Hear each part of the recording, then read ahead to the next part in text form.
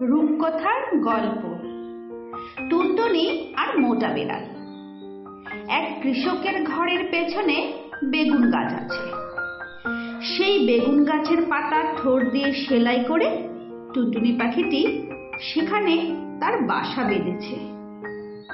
বাসার ভেতর 3টি ছোট্ট ছোট্ট ছানা হয়েছে, খুব ছোট্ট ছানা। তারা উড়তে পারে না, চোখও মেলতে পারে না, খালি হাঁ করে আর চি চি করে। সেই কৃষকের বাড়িতে ছিল মোটা কেঁদো একটা বিড়াল। বিড়ালটা ছিল খুবই দুষ্ট। সে খালি ভাবে টুনটুনির ছানা খাবো। একদিন সে বেগুন গাছের তলায় এসে বলল, কি করছিস রে টুনটুনি?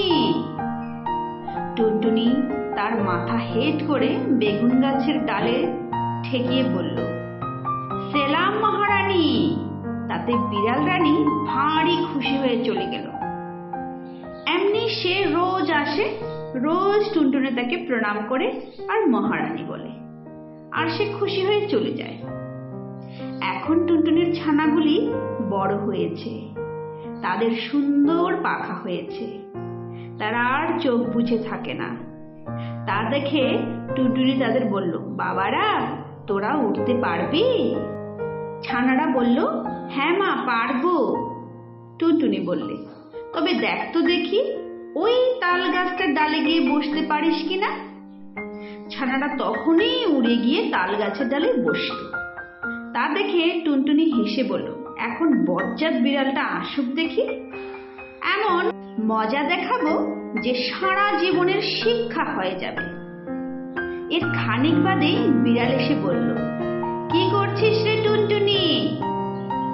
তখন টুনটুনি পা উঁচিয়ে তাকে লাফিয়ে দেখিয়ে বলল, দূর হ লক্ষ্মী ছাড়ি, পাঁজি, বদমাইশ, হতচ্ছাড়ি বিড়াল। এই কথা বলেই সে ফুরুত করে উড়ে পালালো। পাঁজি বিড়ালটা তখন দাঁত খিঁচিয়ে লাফিয়ে গাছে উঠতে গেল, কিন্তু না পারলো টুনটুনিকে ধরতে, না পারলো ছানাদের খেতে।